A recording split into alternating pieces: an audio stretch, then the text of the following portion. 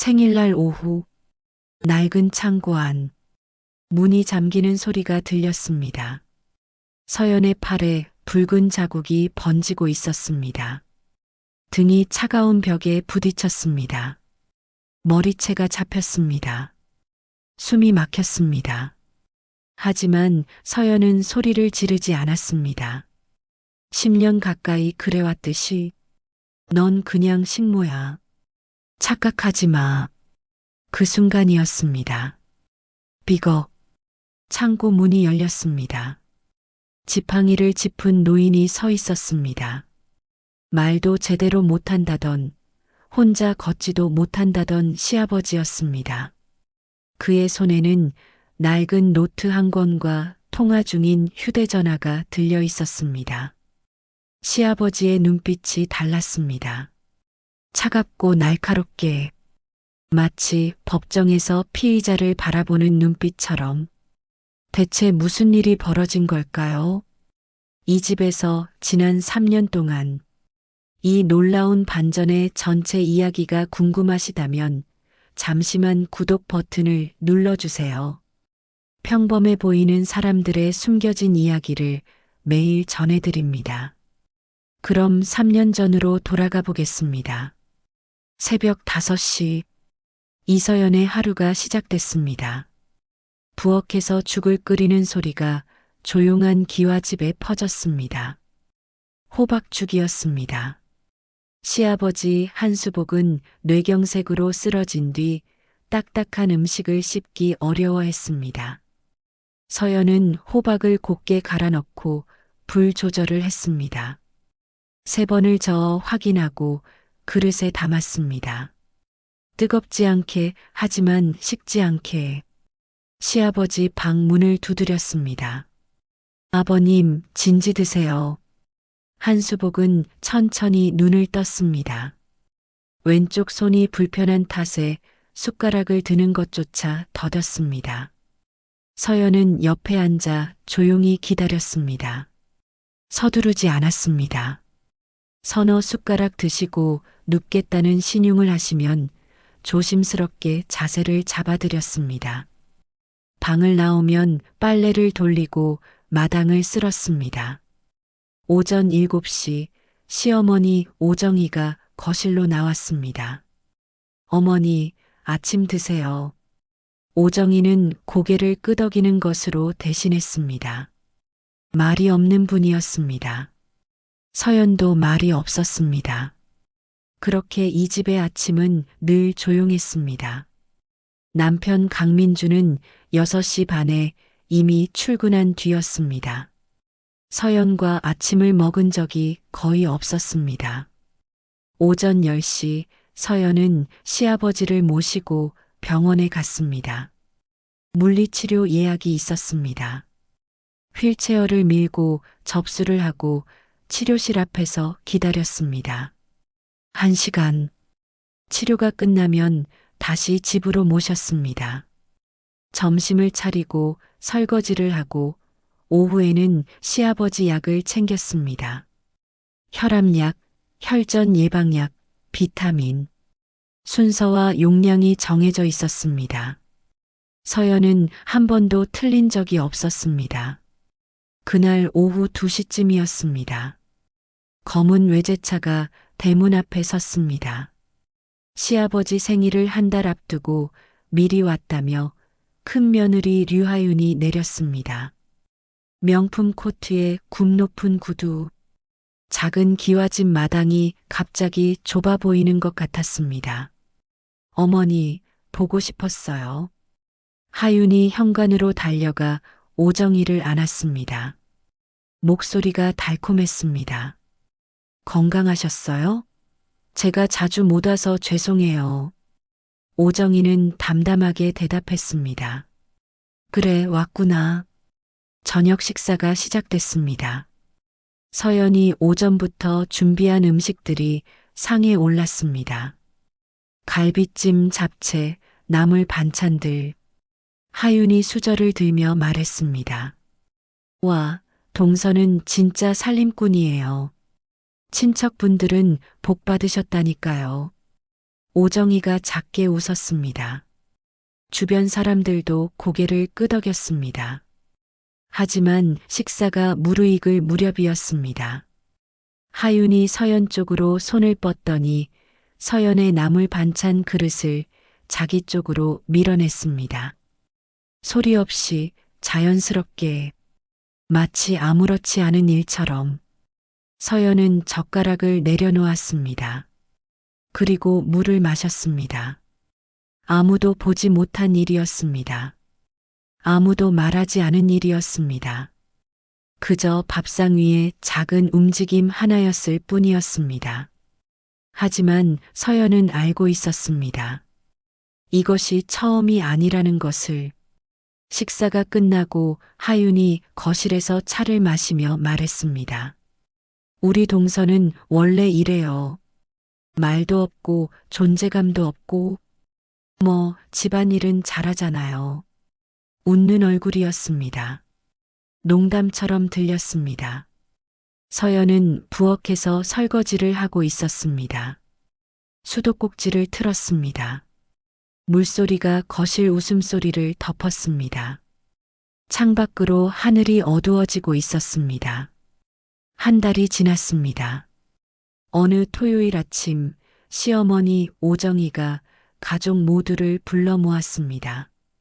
큰아들 내외도 내려왔습니다. 거실에 6명이 앉았습니다. 시아버지 한수복은 휠체어에 앉아 창밖을 바라보고 있었습니다. 말이 없었습니다. 늘 그랬듯이 탁자 위에 서류 봉투 몇 개가 놓여 있었습니다. 오정이가 입을 열었습니다. 아버지 몸이 많이 안 좋으시니까 재산 정리를 미리 해두려고. 방안 공기가 무거워졌습니다. 현금이랑 적금, 보험 해약금까지 합쳐서 한 4억 정도 돼. 오정이가 천천히 말했습니다. 이건 전부 민혁이한테 줄 생각이야. 장남이고 제사도 지내야 하니까. 류하윤의 눈빛이 순간 번쩍였습니다. 하지만 표정은 공손하게 유지했습니다. 남편 강민준의 얼굴이 창백해졌습니다. 하지만 그는 아무 말도 하지 않았습니다. 형님은요? 목소리가 작았습니다. 괜찮습니다. 오정이가 말을 이었습니다. 이 집은 내가 살아있는 동안 내가 갖고 있을 거야. 내가 눈 감으면 민준이한테 가게 해줄게. 나중에 눈 감으면. 법적 문서는 없었습니다. 공증도 없었습니다. 그저 말뿐이었습니다. 서연은 구석 의자에 앉아 있었습니다. 아무 말도 하지 않았습니다. 할 수 없었습니다. 류하윤이 고개를 숙이며 말했습니다. 어머니, 정말 현명한 결정이세요. 집안에 기여한 분이 받아야죠. 당연한 거예요. 집안에 기여한 분. 서연은 손을 무릎 위에 올려놓았습니다. 3년 동안 새벽부터 밤까지 죽을 끓이고 약을 챙기고 병원을 오가며 살아온 사람이 누구인지 이 자리에 누구도 말하지 않았습니다. 회의가 끝났습니다. 큰아들 내외가 떠날 채비를 했습니다. 그런데 차가 대문을 나간 지 10분쯤 지났을 때였습니다. 하윤이 혼자 다시 돌아왔습니다. 발소리가 조용했습니다. 동서, 잠깐만요. 하윤은 서연을 마당 구석으로 끌었습니다. 아무도 없는 곳이었습니다. 나중에 그게 언제인데요? 하윤의 목소리가 낮아졌습니다. 집이 어머니 명의인 한 동서 당신은 아무것도 아니에요. 알죠? 서연은 입술을 꽉 다물었습니다. 우리가 4억 받았다고 우리가 더 모셔야 한다고 생각하는 건 아니죠? 하윤이 서연의 어깨를 손가락으로 톡톡 두드렸습니다. 그냥 계속 일만 하면 돼요. 다른 건 바라지 말고. 하윤은 돌아서서 걸어갔습니다. 구두 굽소리가 골목에 울렸습니다. 서연은 마당에 혼자 서 있었습니다. 찬바람이 불었습니다. 2층 창문에서 무언가가 움직였습니다. 커튼 사이로 눈빛이 보였습니다. 하지만 서연은 고개를 들지 않았습니다. 그저 천천히 안으로 들어갔습니다. 저녁 설거지가 남아 있었습니다. 재산분배 회의가 있고 나서 2달쯤 지났을 때였습니다. 서연은 밤마다 손뜨개 소품을 만들기 시작했습니다. 남편이 잠든 뒤 거실 한쪽에서 조용히 앉아 작은 인형, 컵받침, 목도리 같은 것들을 만들었습니다. 온라인으로 팔 생각이었습니다. 자신의 돈이 필요했습니다. 작은 희망이라도 있어야 했습니다. 처음에는 한 달에 몇 개씩 팔렸습니다. 그러다 입소문이 나면서 주문이 조금씩 늘었습니다.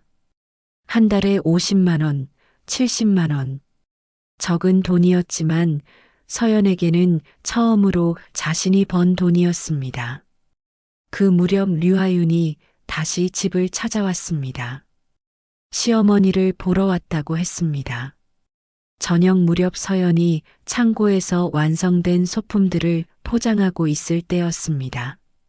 문이 열리며 하윤이 들어왔습니다. 어머, 동서 이거 직접 만든 거예요? 하윤이 선반 위 인형을 집어들었습니다. 예쁘네요. 잘 되나 봐요. 그냥 조금씩이요. 서연이 짧게 대답했습니다. 하윤은 인형을 내려놓고 나갔습니다. 파이팅 하는 말을 남기고 서연은 이상한 느낌이 들었습니다. 하지만 별 생각 없이 포장을 계속했습니다. 사흘 뒤였습니다. 거래처에서 전화가 왔습니다. 이번에 받은 인형 실밥이 풀려 있고 솜이 튀어나와 있다고 했습니다. 환불을 요청했습니다. 서연은 창고로 달려갔습니다. 남은 상품들을 확인했습니다. 인형 3개가 찢어져 있었습니다. 목도리에는 누군가 물감을 묻혀 놓은 흔적이 있었습니다. 서연의 손이 떨렸습니다. 일주일 사이 환불 요청이 쏟아졌습니다. 신뢰가 무너지고 있었습니다. 서연은 밤마다 창고를 지켰습니다. 나흘째 되던 자정이었습니다. 창고 문이 조용히 열렸습니다. 서연은 어둠 속에 숨어 있었습니다. 들어온 사람의 손에 작은 가위가 들려 있었습니다. 희미한 불빛 아래 얼굴이 드러났습니다. 류하윤이었습니다. 서연이 불을 켰습니다. 언니. 하윤이 놀라 돌아봤습니다. 가위가 바닥에 떨어졌습니다. 표정이 굳었다가 이내 차갑게 바뀌었습니다. 그래, 내가 했어. 목소리가 낮고 단단했습니다. 내가 잘 되는 꼴을 도저히 못 봐. 서연은 말문이 막혔습니다. 근데 동서, 나 한 가지 더 알고 있어. 하윤이 한 발짝 다가왔습니다. 동서 전에 의사였잖아요. 응급의학과. 내가 한 통이면 동서 다시는 그쪽으로 못 돌아가. 의료계가 얼마나 좁은지 알죠? 서연의 얼굴이 굳었습니다. 조용히 살아요. 부업이고 뭐고 다 집어치우고. 하윤이 돌아서서 창고를 나갔습니다. 문이 닫히는 소리가 났습니다. 서연은 바닥에 주저앉았습니다. 손뜨개 인형 하나가 발치에 떨어져 있었습니다. 실밥이 반쯤 끊긴 채로 창고방 어둠 속에 발소리 하나가 멈춰 있었습니다. 소리도 없이 숨소리도 없이 부업이 완전히 무너진 뒤 일주일이 지났습니다. 서연은 아무 말도 하지 않았습니다. 남편 강민준에게도 시어머니에게도 그냥 새벽에 일어나 죽을 끓이고 약을 챙기고 병원을 오갔습니다. 달라진 것은 아무것도 없었습니다. 겉으로는 어느 저녁이었습니다. 남편이 퇴근하고 들어왔습니다. 서연은 부엌에서 저녁을 차리고 있었습니다. 여보, 나 할 말이 있어. 민준의 목소리가 낮았습니다. 서연이 돌아봤습니다. 민준은 식탁 의자를 빼고 앉았습니다. 형수님이 전화하셨어. 서연 씨가 부업한다고 집안 소문이 났다고. 어머니도 좀 신경 쓰이신다고. 서연은 아무 말도 하지 않았습니다. 나도 솔직히 형수님 말이 좀 맞는 것 같아. 민준이 천천히 말했습니다. 우리가 여기서 튀면 안 되잖아. 형님 내외가 얼마나 신경 써주시는데. 그냥 조용히 지내는 게 낫지 않겠어? 서연은 국자를 내려놓았습니다. 내가 잘못한 게 뭐가 있어요? 목소리가 떨렸습니다. 내 시간에 내가 번 돈인데. 민준이 한숨을 쉬었습니다. 알아. 근데 분위기가 그렇잖아. 형수님 심기 건드리면 우리만 손해야. 그냥 참아. 그냥 참아. 서연은 그 말을 삼켰습니다. 3년 동안 들어온 말이었습니다. 남편의 입에서 나왔을 때 유독 무거웠습니다. 밥 다 됐어요. 서연이 짧게 말하고 방으로 들어갔습니다. 그날 밤 서연은 오래 잠들지 못했습니다. 천장을 바라보았습니다. 3년을 참았습니다. 새벽마다 일어났습니다. 한 번도 아프다고 말한 적 없었습니다. 한 번도 힘들다고 말한 적 없었습니다. 그런데 남은 게 뭡니까? 재산은 큰아들에게 갔습니다. 집은 나중에 준다는 말뿐입니다. 부업은 망했습니다. 의사로 돌아가겠다는 말은 꺼낼 수조차 없습니다. 그리고 이제 남편마저 형수 편입니다. 서연은 눈을 감았습니다. 눈물이 흘렀습니다. 소리는 내지 않았습니다. 다음 날 아침이었습니다. 시아버지 방에 죽을 가져다 드리고 나오는데 시아버지가 서연을 불렀습니다. 어눌하게 하지만 분명하게. 서연이 돌아봤습니다. 한수복은 서연을 바라보았습니다. 말이 없었습니다. 그저 오래 바라보았습니다. 서연은 이유를 알 수 없었습니다. 그냥 고개를 숙이고 방을 나왔습니다. 복도 끝 시아버지 방에서 서랍 닫히는 소리가 아주 작게 들렸습니다. 시아버지 한수복의 생일날이었습니다. 서연은 새벽 4시에 일어났습니다. 미역국을 끓이고 잡채를 만들고 전을 부쳤습니다. 손이 바빴지만 머릿속은 조용했습니다. 더 이상 기대하는 것도 바라는 것도 없었습니다. 그냥 오늘도 해야 할 일을 할 뿐이었습니다. 오전 10시 큰아들 내외가 도착했습니다. 류하윤은 이번에도 완벽했습니다. 꽃다발을 들고 환하게 웃으며 시아버지 앞에 무릎을 꿇었습니다. 아버님, 생신 축하드려요. 오래오래 건강하세요. 점심 식사가 시작됐습니다. 서연이 만든 음식들이 상에 올랐습니다. 하윤이 젓가락을 들며 말했습니다. 역시 동서 솜씨는 못 따라가겠어요. 웃는 얼굴이었습니다. 오후 2시쯤 친척들이 하나둘 떠나기 시작했습니다. 동서, 창고에 김치 좀 가져다 줄래요? 차에 싣고 가려고요. 하윤이 다가와 말했습니다. 서연은 고개를 끄덕이고 창고로 향했습니다. 문을 열고 들어가 김치통을 찾았습니다. 뒤에서 문 닫히는 소리가 들렸습니다. 그리고 잠기는 소리가. 돌아보니 하윤이 문고리에 손을 얹고 서 있었습니다. 표정이 완전히 달라져 있었습니다. 어머니한테 뭐라고 했어요? 하윤의 목소리가 낮고 차가웠습니다. 저는 아무 말도 안 했어요. 서연이 대답했습니다. 거짓말하지 마요. 요즘 어머니가 날 보는 눈빛이 달라졌어. 하윤이 한 발짝 다가왔습니다. 동서가 뭔가 말했을 거야. 진짜 아무 말도 안 했어요. 서연의 목소리가 떨렸습니다. 닥쳐요. 하윤이 소리쳤습니다. 넌 항상 그래. 불쌍한 척, 고생하는 척. 그래서 동정받으려고. 아니에요. 찰싹.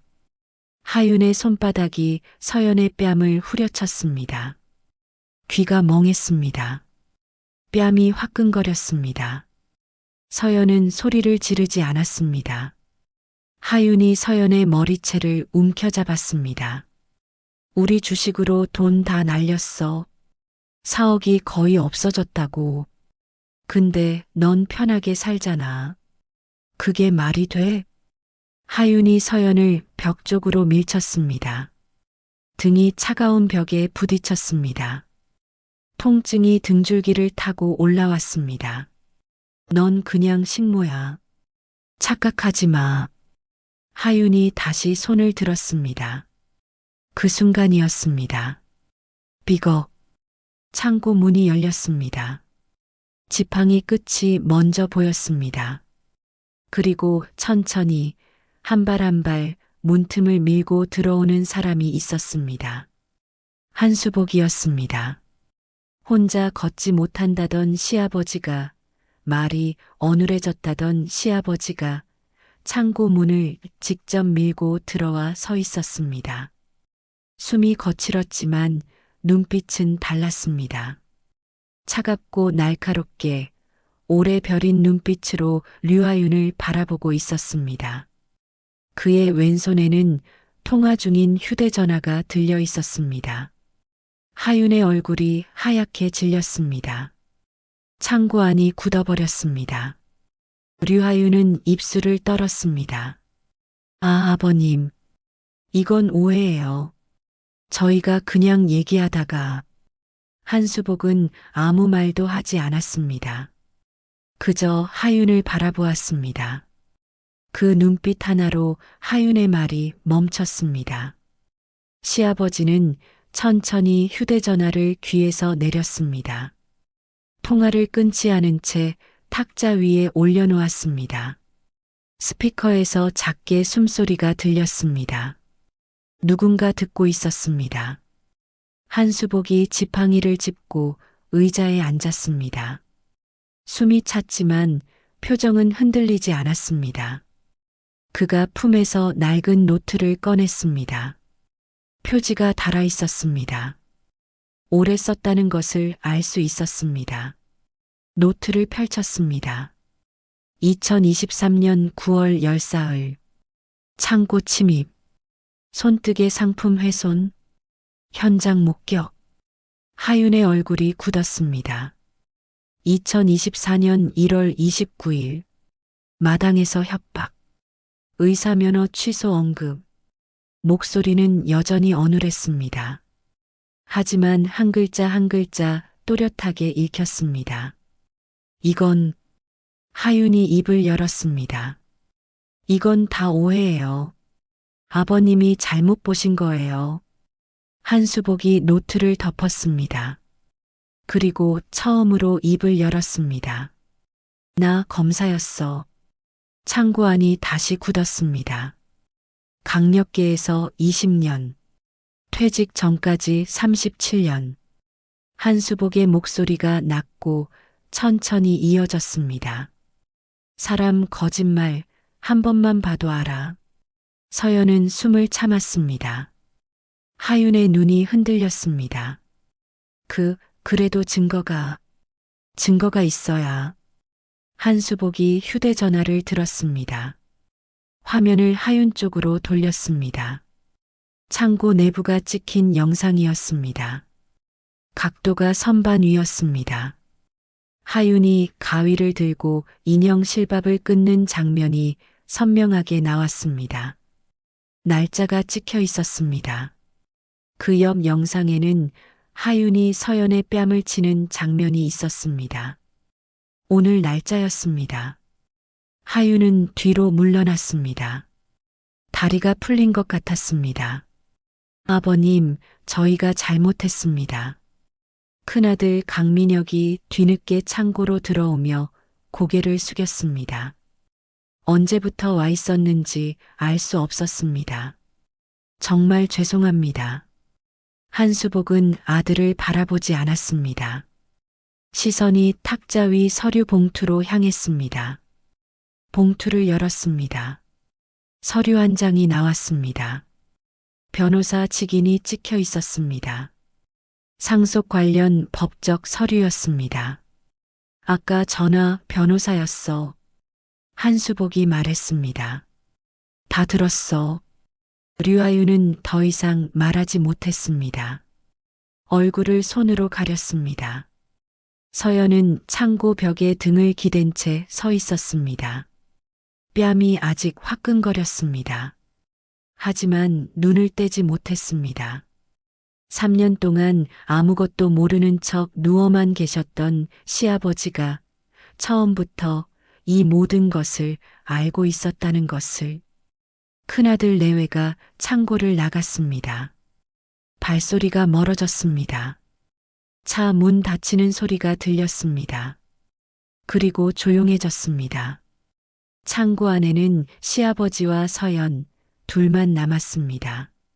한수복은 의자에 앉은 채 눈을 감았습니다. 한동안 숨을 고르셨습니다. 무리하게 걸어온 탓에 왼쪽 다리가 떨리고 있었습니다. 서연이 다가가 무릎 아래에 상자를 받쳐드렸습니다. 아무 말 없이 한수복이 눈을 떴습니다.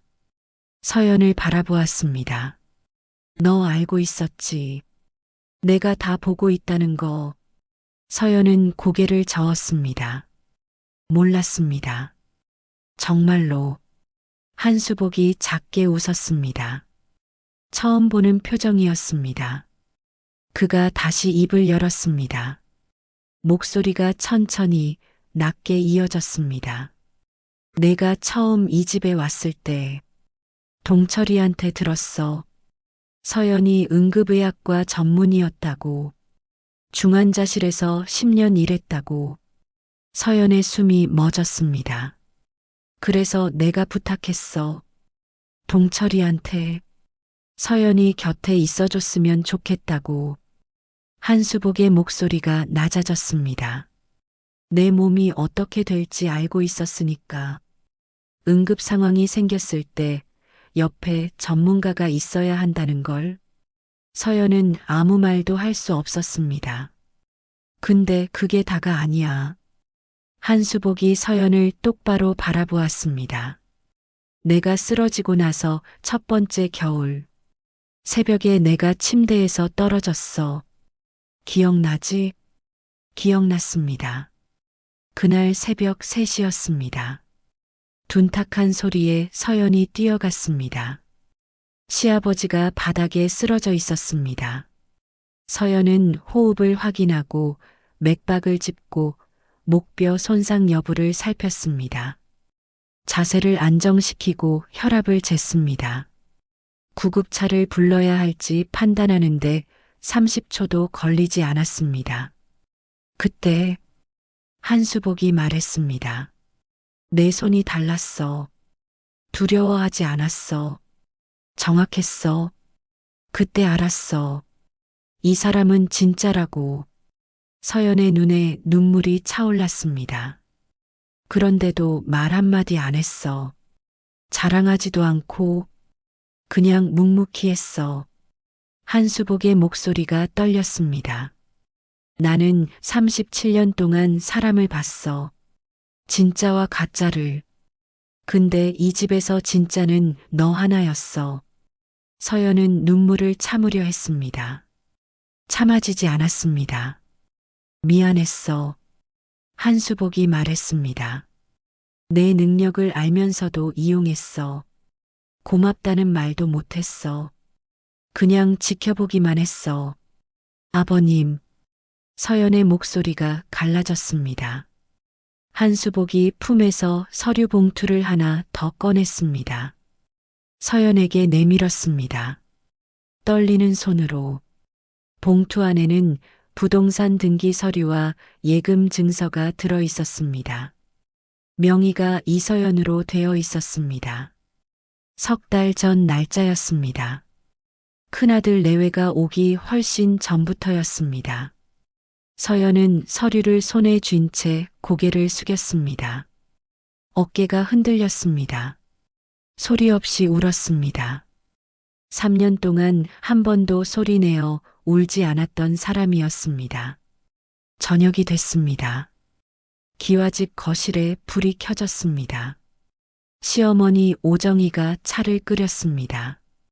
한수복은 소파에 앉아 눈을 감고 있었습니다. 서연은 부엌 의자에 앉아 있었습니다. 뺨에 멍이 아직 남아 있었습니다. 화장으로 가리지 않았습니다. 처음이었습니다. 오정희가 서연 앞에 차를 내려놓았습니다. 그리고 그 옆에 앉았습니다. 말이 없었습니다. 한참 뒤 오정희가 입을 열었습니다. 나도 알고 있었어. 다. 서연이 고개를 들었습니다. 그냥 못 본 척했어. 오정희의 목소리가 낮았습니다. 하윤이 무서웠어. 나도. 미안해. 서연은 아무 말도 하지 않았습니다. 하지만 고개를 끄덕였습니다. 남편 강민준이 들어온 건 그로부터 1시간쯤 뒤였습니다. 현관에서 상황을 전해 들은 모양이었습니다. 얼굴이 창백했습니다. 서연 앞에 서더니 한동안 말을 잇지 못했습니다. 미안해. 민준이 말했습니다. 내가 너무 비겁했어. 서연은 남편을 바라보았습니다. 뭐래? 다음에 또 그럴 거예요? 서연이 물었습니다. 조용하지만 또렷한 목소리였습니다. 민준이 고개를 저었습니다. 안 그럴게. 서연은 더 묻지 않았습니다. 그것으로 충분했습니다. 지금은 밤이 깊어졌습니다. 서연은 자신의 방으로 들어갔습니다. 불을 켜지 않았습니다. 창밖으로 기와지붕이 보였습니다. 3년을 살았던 집이었습니다. 처음에는 낯설었습니다. 나중에는 그냥 머무는 곳이었습니다. 그런데 오늘은 달랐습니다.